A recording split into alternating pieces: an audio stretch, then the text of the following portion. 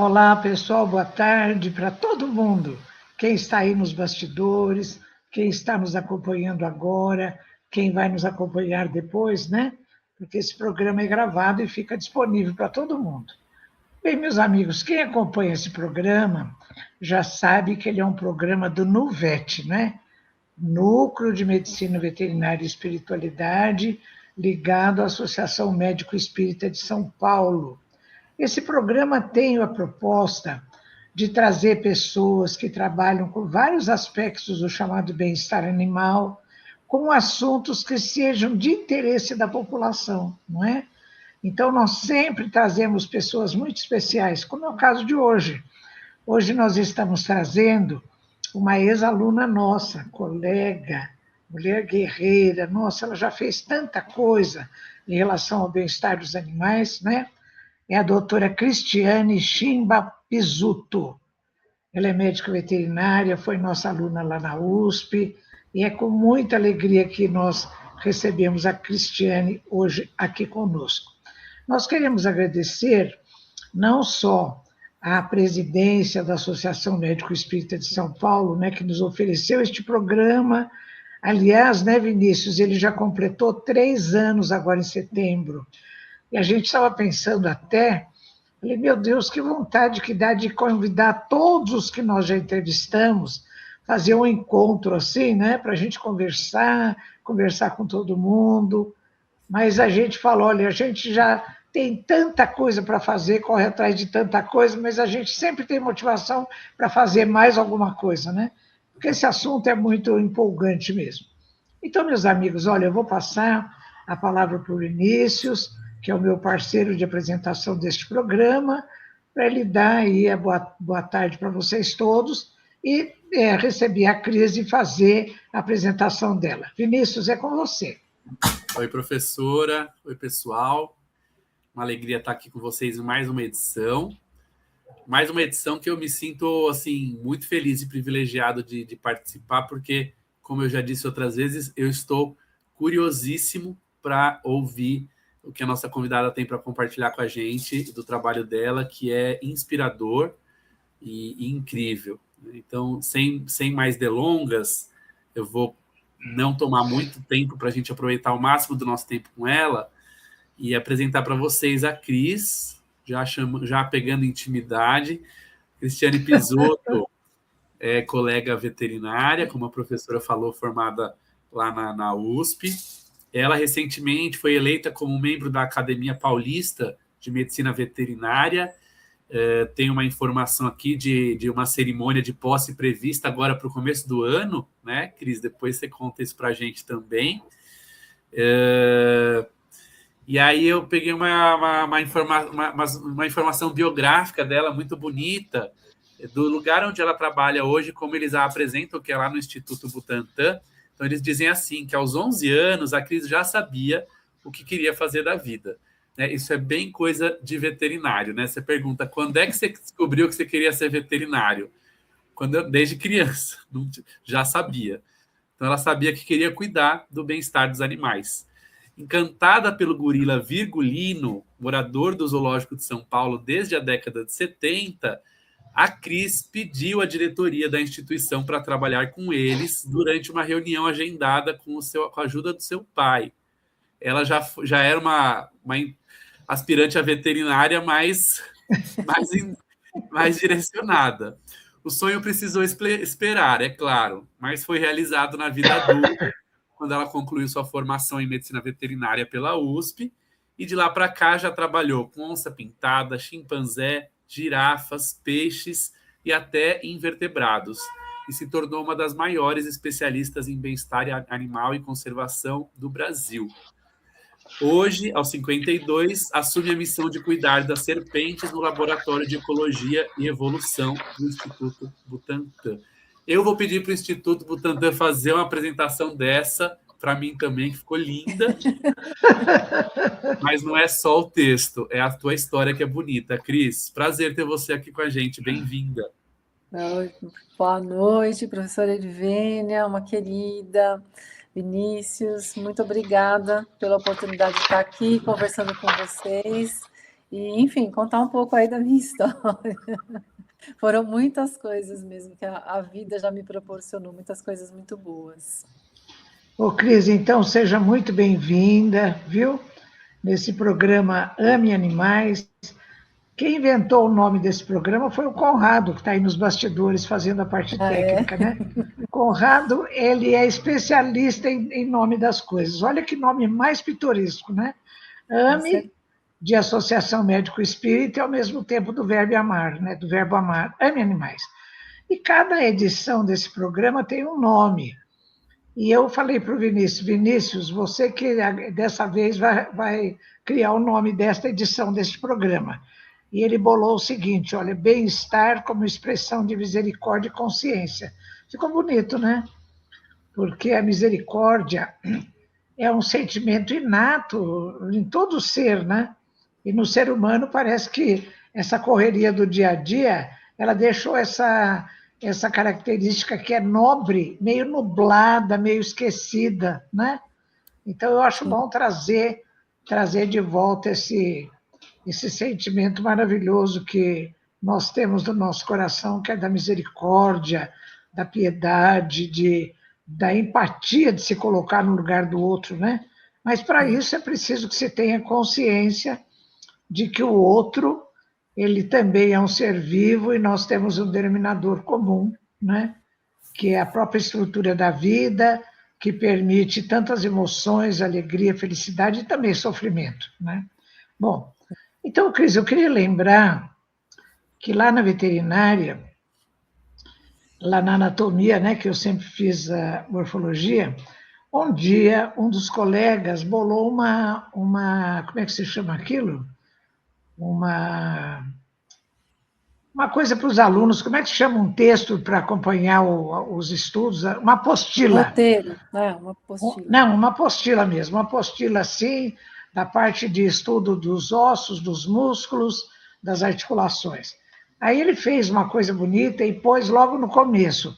Objetivo, estudar o tal sistema dos animais, objetivo final, bem-estar do homem.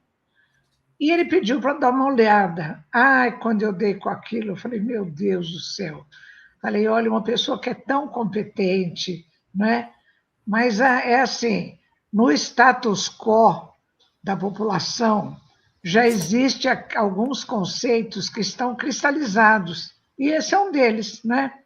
Então, quando eu falei outro dia aqui, antes de começar o programa, meus amigos, eu estava contando para a Cris que uma pessoa um dia me perguntou assim, uma pessoa conhecida, Orvine, afinal, esse negócio que você trabalha com bem-estar animal, quais são os animais que têm essa cobertura? Eu falei, imagina, vários, todos, né? Inclusive, falei da Marcela, que a gente entrevistou o mês passado, né, Vini?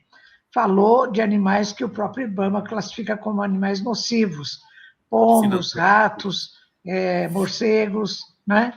Então, quando eu falei, citei também o caso da Cris, que no Butantan agora trabalha com o bem-estar das serpentes, ele falou, mas bem-estar de cobra? Então, né, Cris e Vini, vocês que são mais jovens, como é difícil a gente participar de grupinhos que o historiador antigo, Arnold Toynbee, ele chamava de minorias criativas. O que são essas minorias? Então, tem o status quo, aqueles conceitos, aquele jeito era assim, sempre foi assim, ninguém quer mudar.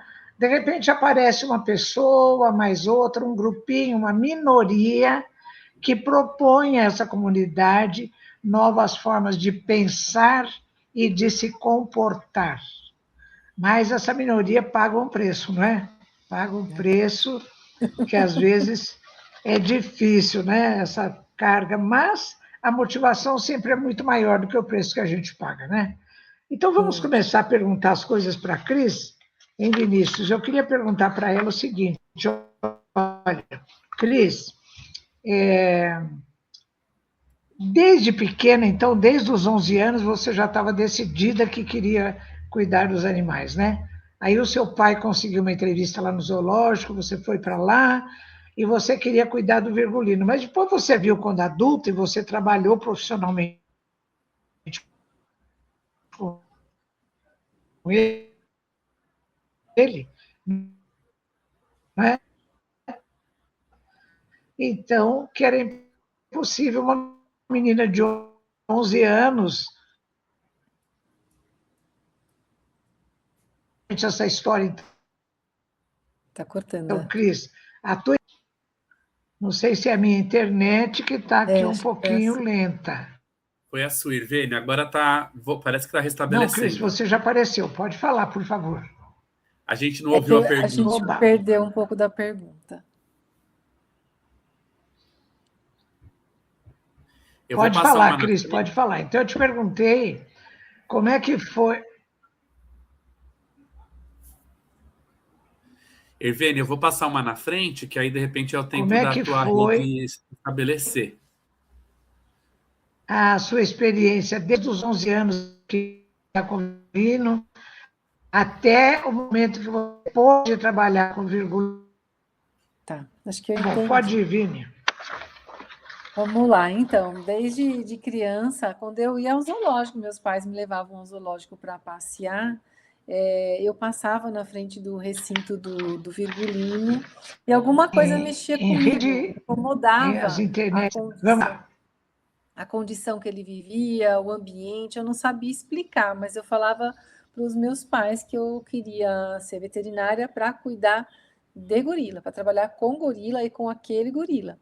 E aí meu pai falava, nossa, mas por que gorila, né? Você só vai poder trabalhar no zoológico, porque só tem gorila no zoológico, né?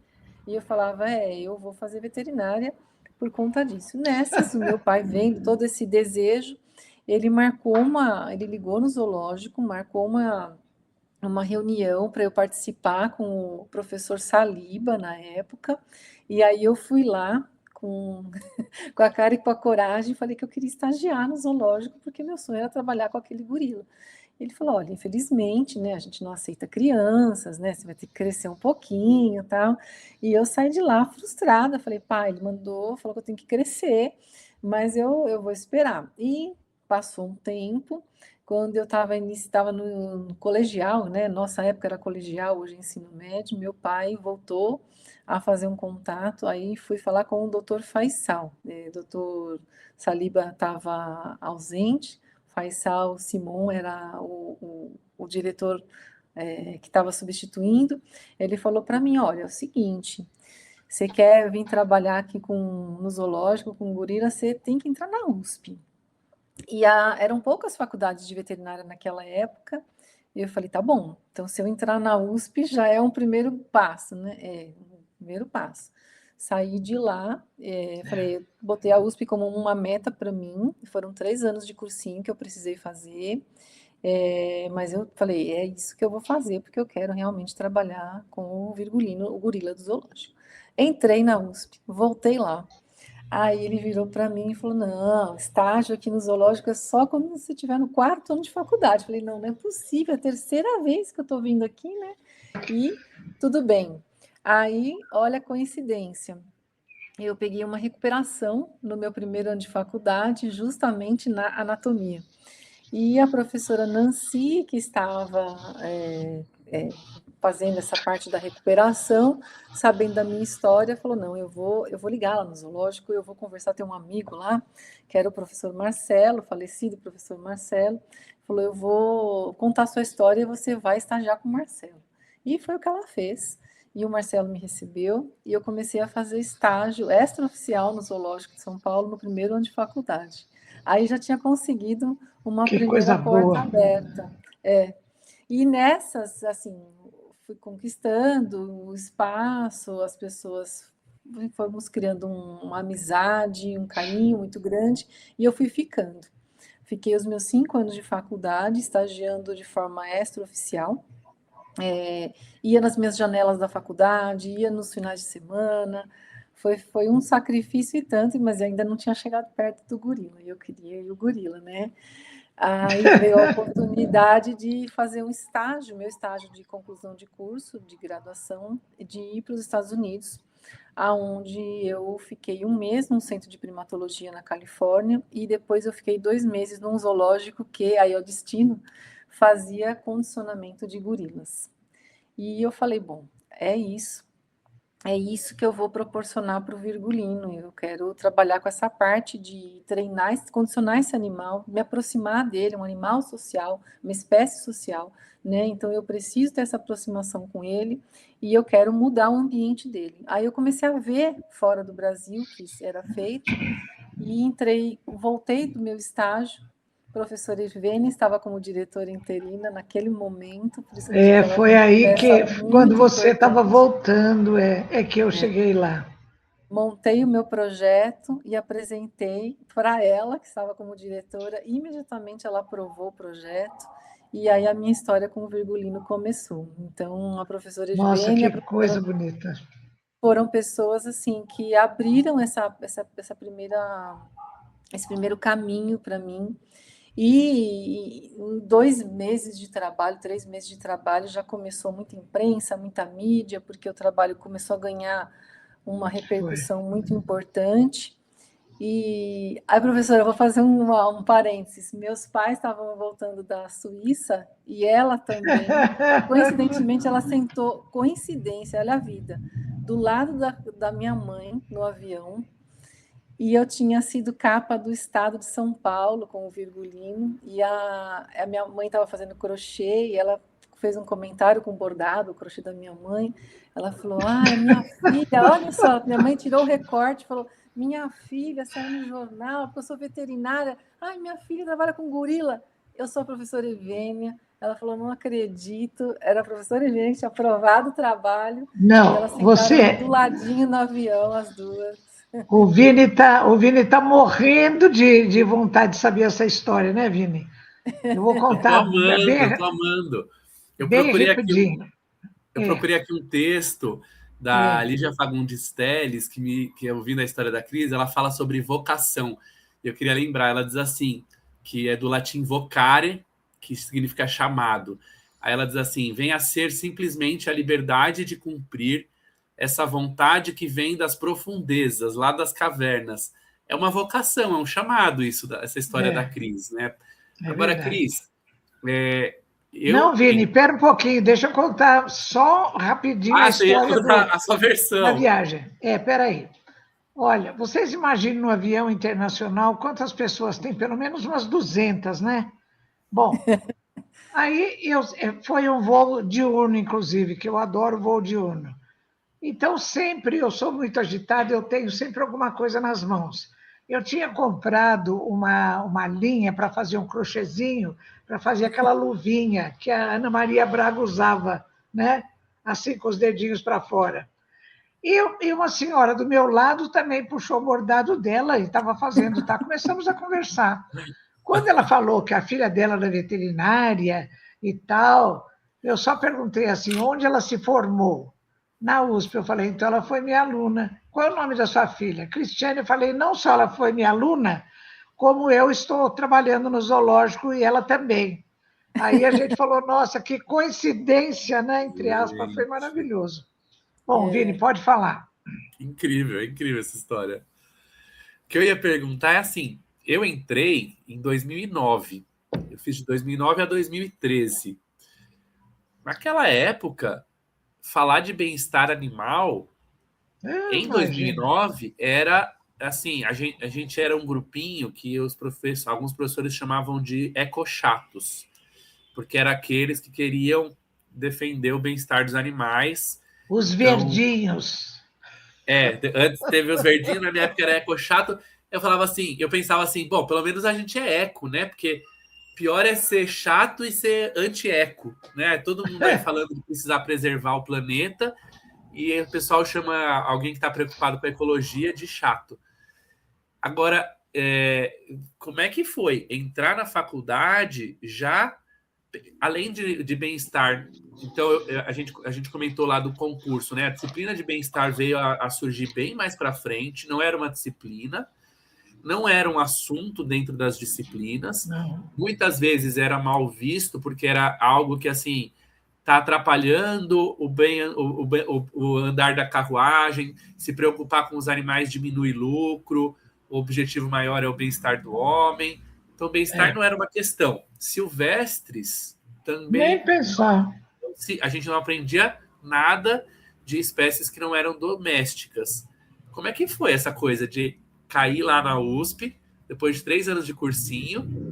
Mas antes mesmo do Essa bem-estar, eu vocação. acho, mas acho que antes do bem-estar vem o comportamento, né? Porque falar de comportamento na veterinária, isso não existia. Então, a palavra bem-estar já não existia nessa época.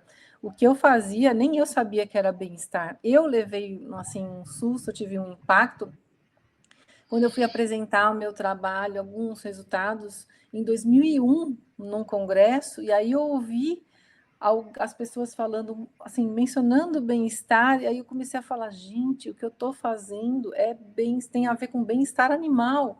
Que legal isso que eu estou fazendo, porque foi uma coisa muito intuitiva que eu fiz com o Virgulino, como eu comecei a desenvolver o trabalho com ele. Então, essa questão do comportamento acho que vem antes, porque a profissão medicina veterinária, inclusive hoje, eu acho que ainda tem muita dificuldade de entender a importância do comportamento para uma boa clínica, né, para um bom manejo. E eu acho que isso, imagina naquela época, a gente está falando de 30 anos, né? Mas foi Nossa, nem muito diga. desafio, porque tudo que. E a gente não tinha internet. Isso que eu acho que é o mais desafiador ainda, porque naquela época, quando eu voltei dos Estados Unidos e eu comecei a colocar em prática o trabalho, eu tinha muitas dúvidas do que eu estava fazendo, porque eu não tive essa formação na faculdade, nada, zero. Nada. Então eu tinha que tirar as minhas dúvidas com as pessoas com o qual eu estagiei, com o qual eu tive um contato fora, e eu mandava carta escrita pelo correio, né? Não tinha essa coisa de mandar e-mail, mandar WhatsApp. Então Nossa, demorava a carta a chegar, aí demorava a resposta a vir, mas isso era muito bom. E aí depois com o tempo eu comecei a me aproximar do professor César Artes, né? Acho que vocês devem ter ouvido, e ele acabou sendo um bom suporte para mim, para tirar dúvidas em relação a comportamento.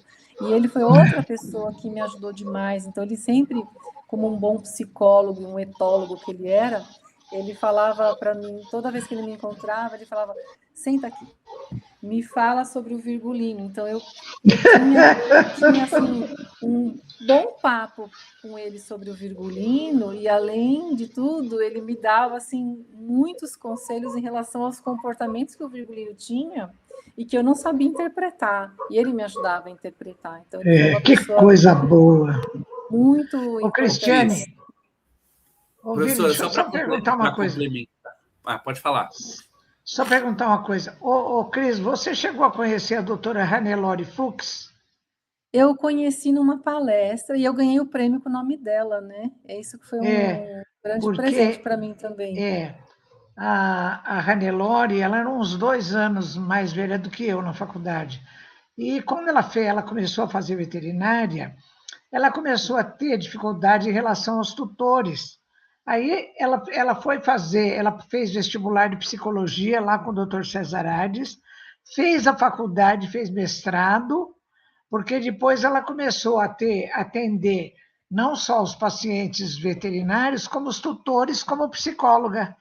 Então, olha, você veja lá o setor do Dr. César Hades, como foi importante para nós, né, Cris? Sim, sim, sim. E ele foi um grande amigo também, além de É, tudo.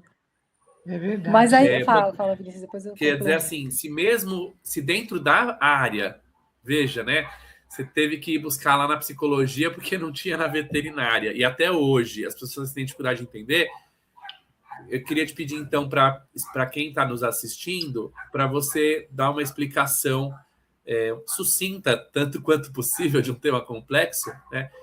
Do que é a importância do bem-estar hoje como uma ciência, né? Então, você falou, eu tive que ir fazendo de forma intuitiva, tal, buscar. Você participou da construção dessa ciência Foi. no Brasil e no mundo.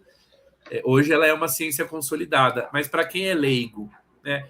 Tanto o comportamento quanto o bem-estar, qual que é a importância disso? Eu sempre uso, assim, a gente sabe que o comportamento hoje é uma grande ferramenta que nós temos para poder avaliar, é uma das ferramentas que nós temos para poder avaliar o nível de bem-estar ao qual os animais estão, né?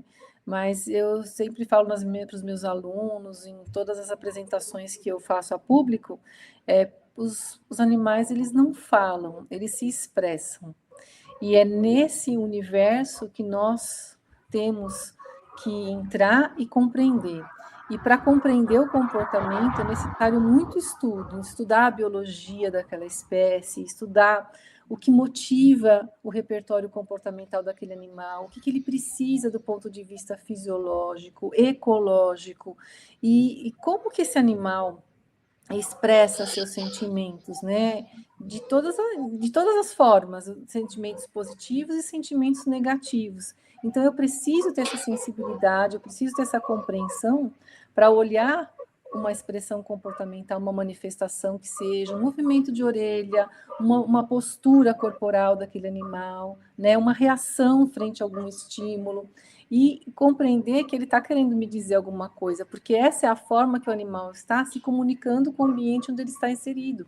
E esse canal de comunicação, ele é muito delicado, e a gente tem que compreender o que o ambiente proporciona para o animal, né? O que tipo de estímulo, como o animal capta esses estímulos que chegam nele, e como ele responde a esses estímulos. Então, o bem-estar está fortemente relacionado a essas questões. Claro que tem outros aspectos aí envolvidos no bem-estar, mas hoje a gente fala que o bem-estar, ele é realmente uma ciência onde a gente precisa estudar um conjunto de emoções dos animais, estados afetivos positivos e negativos. E isso tem a ver com a saúde física e com a saúde mental, ao qual aquele animal está desfrutando, né? E o bem-estar, ele não é algo... as pessoas, eu vejo isso, as pessoas, elas julgam muitas vezes os manejos, né, as questões que envolvem o bem-estar, simplesmente fazendo um retrato do que elas estão vendo. E o bem-estar não é um retrato, não é um momento. O bem-estar é o dia a dia do animal, né? Existe um trabalho muito importante da Sabrina Brando que fala o conceito mais moderno do bem-estar é o 24/7, que é a gente pensar o bem-estar do animal 24 horas por dia, 7 dias da semana, e a gente tem que pensar o bem-estar dos animais em todos os estágios de crescimento, de desenvolvimento, da função daquele animal, né? Os estágios de vida dele, sazonalidade reprodutiva, a fase, por exemplo, se é um filhote, se é um idoso, porque o manejo da gente vai mudar, a forma como a gente vai lidar com os animais vai mudar, porque a necessidade dele também muda, e eu preciso ter essa sensibilidade, essa compreensão para proporcionar um bom nível de bem-estar, uma qualidade de vida dele de acordo com o momento da vida dele. Ô, Cris, eu quero contar uma coisa para valorizar a importância da psicologia para a gente, né, que é médico veterinário. Nós entrevistamos aqui aquele meu grande amigo João Regis. E o João Regis, ele fez aquela tese de mestrado, ele é biólogo, ele lá na USP, isso foi meados da década de 1970, por aí, 75, ele fez uma tese fazendo uma enquete em todo o campus, entrevistando professores, funcionários, alunos, como é que a pessoa se sentia frente à vivissecção. E quase em 70% dos casos, ele encontrou que a pessoa dizia assim: eu me sinto mal, eu não gosto de ver, mas eu sei que é um mal necessário. Olha o status quo, né? Bom, quando ele fez essa tese, ele não conseguiu defender na biologia. Ele conseguiu defender a tese na psicologia. E a sorte dele é que a namorada dele, que hoje é a esposa dele, mãe dos filhos dele, e pelo contato que ele ia sempre lá, ele ficava lá, foi conversando lá, ele conseguiu publicar a tese dele, defender a tese, não na biologia onde ele estudava, mas na psicologia. Você sabia disso, Vini? Já sabia de ouvir você contar. Então são essas coisas, né? E hoje em dia, Cris... A gente é multidimensional e múltiplo, né? Reduzir claro, qualquer organismo, incluindo a gente nos animais, a um funcionamento meramente biológico. Eu estava encantado aqui ouvindo a Cris falar e pensando assim, com o avanço da ciência do bem-estar, inclusive, como um benefício, a gente hoje tem marcadores biológicos para avaliar estresse e bem-estar.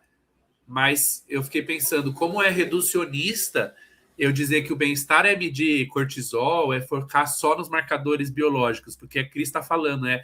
Eu sentava lá com o César Ades, ele me dizia, me conte sobre o virgulino, a importância, né, de olhar para o ser integral, E sabe que o César inserido no Adams, seu ele foi, ambiente, nas relações. tem uma Oi, frase Cris. dele que me marcou tanto, porque eu estava fazendo esse trabalho de uma forma voluntária. Era uma coisa assim, eu falava que eu tinha um patrocínio, né?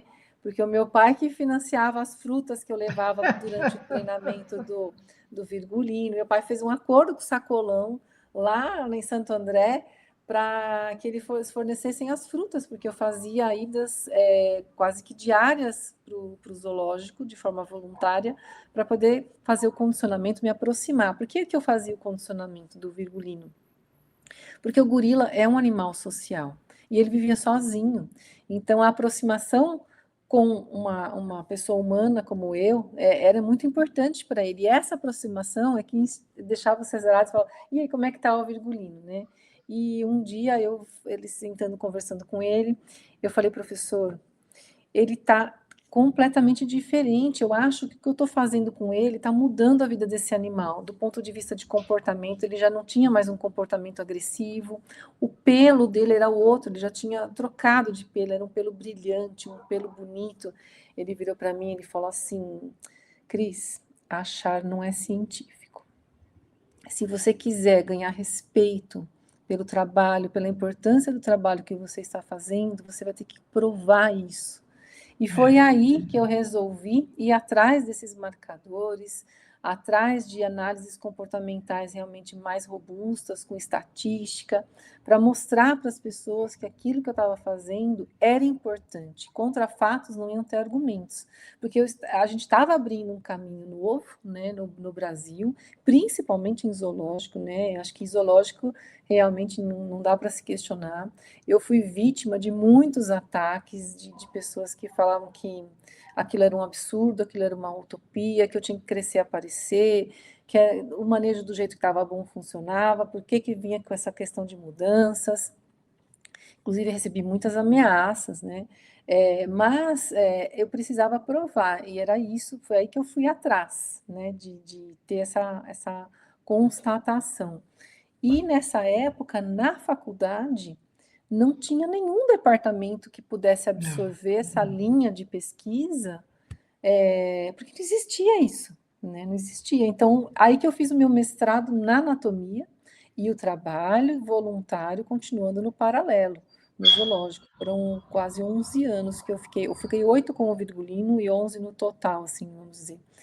E quando eu defendi o mestrado, o Marcelo, que era esse veterinário do zoológico, né, que me acolheu lá no primeiro ano de faculdade, agora já estava contratado na USP, no departamento de reprodução, e ele virou para mim e falou: agora a gente pode trazer o trabalho do virgulino para cá através de dosagens hormonais. Então, assim, eu consigo encaixar esse trabalho dentro de um departamento de reprodução para avaliar níveis de estresse e avaliar essa questão comportamental. E isso foi outra coisa muito, muito maravilhosa, porque eu fui para acabei levando uma pesquisa para um departamento que era de biotecnologia reprodutiva, voltado para o quê? Para a produção animal. Como é que eu ia colocar um projeto de doutorado lá dentro que ia mexer com primata, com bem-estar, com ambiente, e o trabalho foi aceito. O pessoal falou: não, é diferente, vamos dar um voto de confiança. E foi. Fiz meu doutorado e ele foi indicado pelo mesmo departamento a concorrer ao prêmio CAPES de tese na época, de melhor tese do país, e foi indicado, não ganhou, mas ele foi indicado. Já falei, já saiu assim como um grande diferencial. Parabéns! Nossa, que coisa Dentro bonita, né? da reprodução, a gente tem uma tese diferente sendo indicada ao prêmio CAPES de melhor tese. Então, foi muito bom, foi maravilhoso, e os resultados foram cada vez mais animadores, porque, em paralelo, eu comecei a desenvolver essa pesquisa com outros animais, né? Com outros, dando muita palestra, fazendo workshops para as pessoas, e devagar vai plantando. Eu sempre falava assim, a cada palestra que eu dou, Se uma pessoa, uma única, falar, me comoveu o que ela está falando, e eu também vou fazer isso, já valeu a pena. Então, eu acho que foram porque ela vai muitas, ser um agente multiplicador, né, Cris? foram muitas sementinhas. Eu tinha como princípio, eu falava, eu preciso pegar as pessoas pela emoção. Então, lembra, professor, eu usava muitos vídeos com música, né? Mostrando antes, mostrando depois, mostrando toda a mudança que eu fazia nos ambientes, como que os animais se comportavam. Eu tenho um vídeo de orangotango que até hoje eu choro quando eu assisto, com a Karen. Ela vivia, um orangotango, um animal 100% arborícola, vive 100% em cima das árvores, e a orangotanga do zoológico vivia no chão, né? Não está certo isso. Esse comportamento não está compatível com aquela espécie. E foi no meu doutorado que eu fiz uma árvore artificial para ela, de 9 metros de altura, com cordas. Quando eu soltei aquele animal, ela não sabia usar as cordas, não sabia braquear, né? Se pendurar, se desequilibrava, caía. Nossa E depois, Senhora. tudo isso com música, e depois bastaram alguns dias, esse animal usava aquelas cordas com uma leveza, com uma suavidade assim impressionante, já nunca não voltou mais para o chão. E eu tinha dados hormonais desse animal, tinha dados comportamentais, então quando eu mostro esses vídeos, eu tocava as pessoas, era isso que eu queria que as pessoas se sensibilizassem, falassem, eu quero viver disso, eu quero fazer isso. E eu sei de muita gente que depois falava assim para mim, eu vi uma matéria sua na revista Veja e eu fui fazer biologia por sua causa. Eu fui fazer veterinária por sua causa. Eu falava, nossa, que bom, né? Que Que bom, você né? vai Que para a área para trabalhar maravilhoso. com isso. Agora, você imagina, né, Cris, o virgulino, um gorila, um animal social, como você está dizendo, ficou, sei lá quantos anos, sozinho, né? Sozinho, vivia sozinho. E tem uma passagem da Cristiane lá no zoológico. Ô, Cris, você vai se lembrar. Um dia você me falou, nossa, professora, a Cristiane usava um lencinho no pescoço. Ele puxou o lencinho, ficou com Sim. ele, ele ficava com o lencinho. Ele Então, cheirou assim, lencinho assim. ele Aí eu cheirava, até fiquei com medo, as narinas de gorila grandes, já são grandes, né? Eu falei, lenço vai dele entrar na chupar o narina dele. lencinho, né? Então, por aí Aí ele você pôs na veja a cabeça o lencinho. capacidade emocional dessa criatura de interagir com outro primata, não é? Mesmo que seja um primata humano e ele um primata não humano, mas E, professora, ele os dias que eu conseguiu. estava triste, Nossa ele Senhora, se sensibilizava. Teve um dia que estava com um problema lá no zoológico, maravilhoso, tá? nossa, Comecei a chorar na maravilhoso. frente dele, ele deitou na minha frente, ele deitou e ficou me olhando, como se ele estivesse sendo solidário ao que eu estava sentindo. Então, era uma relação muito forte. Uma relação afetiva mesmo, né? Afetiva, Sim, sim, maravilhoso. Não vai sim. chorar, Eu hein, lembro Vini? um Que o Vini, dia. para chorar, Ó, eu lembro um dia, né? Tô Meu pai, emocionado. ele separava as frutas e o virgulino ele adorava, não fazia parte da dieta dele, figo, frutas mais sei. sofisticadas. E eu levei um dia, eu falei, Caio, vamos esperar ele voltar. Voltou. Aí eu levei um dia um figo para ele e ele gostou tanto do figo que ele saiu correndo. Ele foi na bandeja de alimentação dele, virou a bandeja, começou a separar, pegou a banana mais bonita e me trouxe. Aí ele me deu a banana e começou a vocalizar para mim assim. Aí para eu abrir a banana e comer a banana, eu falei, tá bom, vai, eu vou comer a banana. Aí tive que comer a banana e ele olhando eu comer a banana, comi a banana. Ou seja, Falei, ele se não posso comunicava, fazer né? satisfeita com esse presente que ele me deu, né? Que Nossa, lindo! maravilhoso. Eu estou aqui pensando assim, a gente trabalha muito, Cris, um conceito. Lá na faculdade, em 2011, eu estava no segundo para o terceiro ano, aí eu conheci a Irvênia. A Irvênia já tinha aposentado, ela veio dar uma aula na disciplina optativa de neuroanato, e eu admirava o trabalho da professora, fomos conversar, e a gente, inspirado nos movimentos que estavam acontecendo em faculdades de áreas da saúde, de estudar a relação entre saúde e espiritualidade, a gente queria, de alguma forma, inserir isso na veterinária. E a forma de se fazer isso da melhor forma na academia era o entendimento da espiritualidade para além ou independente de manifestação religiosa, mas como uma dimensão de todo ser na busca, como dizia a referência que a gente usava, né, por patamares mais elevados da nossa dignidade pessoal e coletiva. Então, valores éticos, né, de respeito, isso, e de busca de transcendência, o que dá sentido para a nossa vida. E aí essa conversa, para mim, conecta muito, né? Assim, eu queria ouvir de você, se para você, eu imagino que sim, de que forma isso conecta assim, com questão de valores, de respeito, o que isso ensina para a gente enquanto sociedade, uma sociedade que, né, a gente é totalmente antropocêntrico, machista e cheio de problemas de não respeitar o próximo. Aí você falar de um gorila demonstrando fraternidade, amor, gratidão, né? Como é que você vê essa correlação do trabalho do bem-estar e do comportamento com esses valores? Eu vejo como uma preciosidade, porque não é quem consegue olhar para os animais com esse viés do comportamento, de querer entender o comportamento dos animais. E eu já investi, não falo que eu gastei, eu investi porque foram muitas horas de observação comportamental, não só do gorila, como de outros animais, e o tanto que eles me ensinam. E cada vez que eu observo o comportamento de um animal, eu vejo que nós, como humanos, nós somos muito inferiores aos animais, porque é tão mágico o quanto eles lidam com os ambientes, como eles lidam com a natureza e o quanto os animais respeitam a natureza e nós não respeitamos. Então, eu acho que nesse sentido, isso me faz cada vez mais zelar pelo bem-estar desses animais e dar cada vez mais valor para eles, porque eles são muito importantes, eles têm muito a ensinar para nós. E eles valorizam, eles dão muito mais, eles respeitam muito mais o ambiente, né?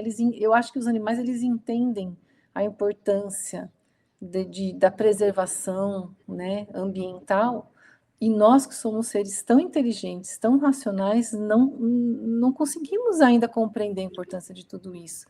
Então, os animais eles têm esse valor assim absurdamente grande por tudo que A eles impressão que eu ensinam. tenho é que a gente se distanciou, né? Eles estão mais conectados, embora a gente tenha desenvolvido, né, o intelecto, a tecnologia, e Mas a nesse gente sentido, não entendeu ainda a importância da natureza para a nossa sobrevivência, para a saúde do planeta, né? Hoje a gente fala em saúde planetária, no conceito One Health, né? Tantas coisas que a gente tem que hoje mostrar, trabalhar, desenhar, mas será que a gente compreendeu ainda, né, a importância da saúde das plantas, o equilíbrio, a saúde dos animais, a saúde. As pessoas ficam, eu vejo muitas vezes as pessoas, eu sou alvo de muita pedrada, né, em relação a isso, porque defendo os animais sob os cuidados humanos.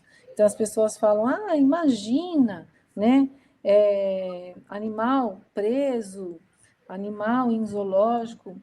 Eu acho assim, nós temos hoje conhecimento técnico e científico para conseguir proporcionar qualidade de vida para animais que estão sob cuidados humanos. Sim, né? E eu acho que para muitas espécies, essa é a única forma de esses animais poderem sobreviver. E essas mesmas pessoas que criticam boas instituições, que fazem bons trabalhos, elas poluem o ambiente dos animais que estão em vida livre. Eu uso sempre como exemplo uma foto de uma praia após um réveillon. Quantidade de lixo, de garrafa, de plástico, e o mar leva tudo isso e alguém está comendo, está engolindo baleias com 40 quilos de sacolas plásticas sendo encontradas mortas aí, né? Tudo esse lixo no seu estômago. Como é que a gente está fazendo com esses animais que estão em vida livre? É o bem-estar deles, cadê? A gente também tem que olhar isso tudo. Então, É verdade. essa falta de respeito com os ambientes naturais é uma coisa que me assusta demais. Então, e os animais estão sofrendo com isso, muitos animais estão agonizando. Com certeza, né? E a gente não está tendo esse olhar para eles. A gente só está preocupado com os animais que a gente está mantendo sob cuidados humanos e que muitas pessoas, muitos técnicos, muitos profissionais estão cuidando e fazendo excelentes trabalhos com esses animais, né? Enfim, Cris, eu vejo que os animais ensinam muito para nós. Poxa, que bom. Cris, você tem tido representação no Conselho Regional, no Conselho Federal, não tem? De Medicina Veterinária? Eu fui, olha, no Conselho Regional de São Paulo, eu fui membro da comissão técnica durante 4 anos, e depois eu fiquei como presidente durante 8 anos da Comissão de Bem-Estar Animal. Agora não estou mais, e no federal não. No federal não tenho nenhuma representação. Cris, mas o tempo que você esteve lá no Conselho Regional, como é que você percebeu a capacidade de atuação desses órgãos, tipo Conselho Regional e mesmo Federal, na orientação das universidades para mudar a forma de ensino, para ter no currículo coisas que você não teve, que eu não tive, imagina eu muito menos, né? Que o Vini não teve. Esses órgãos têm tido uma atuação assim efetiva? Eu acho que os órgãos têm, sim, tido uma atuação, né, uma pressão forte. Eu vejo que muitos cursos já começam a trazer aí nas suas grades a questão do bem-estar animal. O bem-estar, eu vejo hoje, felizmente, né, graças a Deus, hoje o bem-estar ele é algo irreversível, né? Acho que a gente é daqui para mais sempre. A gente não tem volta, mais né? Não tem mais volta, felizmente, por mais ainda que as pessoas ainda não compreendam a complexidade do bem-estar, eu vejo ainda muitas pessoas tratando isso como algo muito simples, e não é. O bem-estar é algo complexo, é algo multidisciplinar, que exige da gente um conhecimento além do que a gente imagina. Então, quando eu falo assim, a anatomia é importante para o bem-estar, é fundamental para o bem-estar. E as pessoas não entendem o porquê que a anatomia é importante para o bem-estar. Então, por exemplo, quando eu vou aplicar uma técnica de enriquecimento, se eu não souber a anatomia daquele animal, por que ele usa determinadas partes anatômicas, né? Ele não vai interagir, às vezes, com o estímulo que eu vou colocar, porque eu não respeitei a anatomia do animal, só isso. Então, as pessoas precisam entender que tudo tem o seu papel. Tudo que a gente aprendeu na faculdade de forma fragmentada, no bem-estar a gente precisa unificar, fazer os links, as pontes para poder entender a complexidade que um animal hoje ele representa dentro do contexto do bem-estar. Então, o que eu vejo é ainda muitos cursos trazendo o bem-estar de uma forma muito simples, né? Mas que bom que estão trazendo, né? Eu acho que o comportamento ainda não é abordado nas faculdades e eu acho que o comportamento deveria ser disciplina obrigatória para a formação de qualquer profissional que atua com o animal. Não tem Na clínica médica, assim, faz uma falta violenta. Não tem como a gente não ter noção de comportamento, não existe isso, né? Eu estava ouvindo você falar dessas conexões e pensando assim, eu faço trabalho com cuidado paliativo, hoje no Hospital de Gatos, então eu cuido de gatos com doenças graves, a maioria deles em fim de vida. E uma premissa do cuidado paliativo é garantir uma vida digna pelo tempo que vai ter com essa doença, garantir bem-estar. Aí, se for pensar, isso não é o cuidado paliativo, isso é a prática clínica de um modo geral. Eu fiquei pensando, com pessoas também, a definição do que é saúde é ter bem-estar. A gente usa essa palavra, às vezes, levianamente. Eu fiquei pensando assim, mesmo para as pessoas, às vezes as pessoas acham que a saúde está na pílula. O remédio, não sei o quê, vou ter saúde. O exame, tratar a doença. Fiz um barulhão aqui agora. E para o animal também, às vezes tem essa visão reducionista. Qual é o remédio para dar dignidade, para dar conforto, para dar bem-estar? E aí eu fiquei pensando, poxa, olha a complexidade do que a Cris está contando, né? Então, para garantir isso para o paciente, eu preciso ter muito mais noção, além de anatomia, fisiologia, farmacologia, patologia clínica, noção de comportamento de cada espécie. Então, quanto que a gente está longe... Hoje atendi um gatinho. Não, e tem outra coisa também, que as pessoas às vezes acham que o bem-estar ele tem que estar sempre alto. E a vida não é assim, né? A gente tem que entender que os desafios da vida, do dia a dia, eles fazem parte do bem-estar. Por quê? Porque a partir do momento que a gente desafia um animal com um determinado estímulo estressor, né? E o animal consegue enfrentar esse desafio, ele é um animal que a gente fala, a gente sempre luta para que o animal prospere. Prosperar é a palavra hoje, é o que a gente busca no bem-estar animal, prosperar. Lindo. E quando a gente quer que o animal prospere, a gente precisa criar desafios para ele. Então, não é poupar o animal de, ai, não, ele não pode se estressar, ele não pode fazer isso. Não, ele precisa fazer isso. Porque quando ele vence esses obstáculos, ele é um animal que superou, ele é um animal mais apto, ele é um animal com repertório comportamental também foi enriquecido, porque ele enfrentou um desafio, só que cabe a nós, quando ele está sob cuidados humanos, criarmos subterfúgios ambientais para que ele enfrente esse desafio. Então, eu coloco um animal no ambiente artificial, eu crio um desafio para ele, mas eu preciso dar condições para ele enfrentar esse desafio. Aí sim eu estou falando a linguagem do bem-estar. Então, as pessoas falam assim, o animal não pode se estressar. O animal de vida livre, ele vive sob vários estresses a todo momento. E ele sobrevive, ele enfrenta. Então, quem é que sobrevive? Aquele animal que está mais apto, aquele animal que realmente está prosperando em vida livre. E se eu estou falando realmente de natureza, de pensar em ter um animal hoje sob os meus cuidados, que futuramente eu quero reintroduzir, eu quero devolver para o seu nicho natural, eu preciso preparar essa espécie, eu preciso preparar esse indivíduo. E para isso eu preciso trabalhar não só amaciar o animal e dar conforto, eu vou dar conforto o tempo todo. Conforto é um dos princípios do bem-estar. Conforto, segurança, né?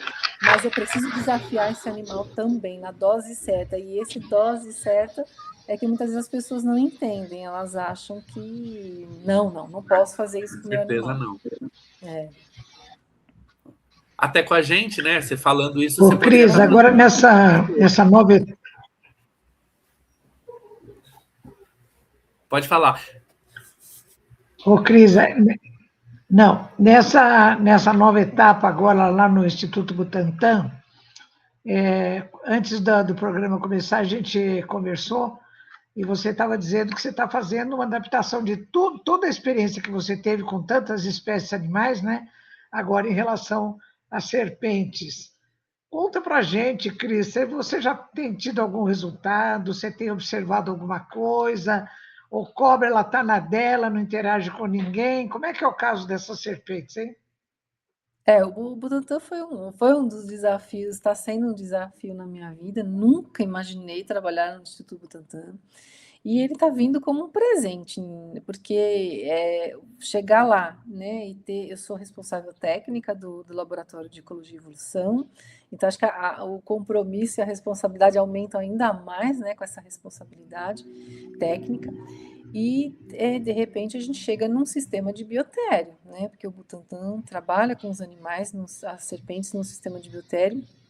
Então, e como entender um comportamento de uma serpente, né? Um animal que não tem a mesma expressão corporal de um primata, de um mamífero. Qualquer movimento ali é muito sutil, né? É muito camuflado, a gente não consegue. Então, a cada dia eu também estou aprendendo com esses animais de uma forma assim extraordinária. E os primeiros lá no Butantan, então eu estou há 1 ano e 8 meses. O que já foi feito nesse momento, eu já criei uma sala de bem-estar. Essa sala de bem-estar está sendo uma sala teoricamente experimental para eu entender, principalmente, por exemplo, o comportamento de jiboias. Então, eu tinha jiboias mantidas em ambientes muito restritos. Olha! De repente, elas foram para uma sala onde elas se esticam, elas se entrelaçam, elas sentem diferentes texturas. a gente pulveriza esses animais, a gente põe a umidade em cima delas. Então, assim, os comportamentos que já estão surgindo, principalmente cópula, a gente nunca tinha visto cópula lá, a gente já está vendo cópula desses animais, e elas podem escolher onde elas querem ficar, se elas querem ficar na folha seca, se elas querem ficar em estruturas verticalizadas. Então, a cada dia Meu Deus! eu aprendo com esses animais. Essa é só uma sala ainda. O meu objetivo, a nossa meta o ano que vem, e uma coisa muito bacana que vai acontecer, nós estamos, foi um projeto FAPESP, financiou um aparelho maravilhoso, um espectrômetro de massa de última geração, aonde eu quero agora, a partir do ano que vem, nós estamos até com um projeto temático que está em análise na FAPESP, a gente quer analisar essas alterações que eu estou fazendo nos ambientes, e não só no comportamento, mas como em nível molecular, bioquímico e molecular. Então, eu acho que para o universo dos répteis, que já são grupos muito esquecidos, né? Os répteis são pouco trabalhados, são pouco lembrados, por serem animais diferentes e desafiadores, os mamíferos sempre estão na frente. Eu acho que vai ser nos répteis que nós vamos trazer essa constatação de bem-estar em nível molecular, e vai ser que coisa boa! Revolucionário. Ô, E aí, Cris, ano que vem, eu começo dentro do simples, assim, uma simples toca, o que faz com a bioquímica, o que faz com a parte de proteômicas e metabolômicas desses animais. Então, eu vou começar a mostrar que as práticas de manejo, elas precisam ganhar dimensões até a gente chegar num nível satisfatório. Vamos ver se a gente... Que beleza! Ô, Cris, essa sala de bem-estar das jiboias ainda não é aberta ao público, né? Ou é? Aberta ao público, sim, sim. Nossa, só precisa agendar.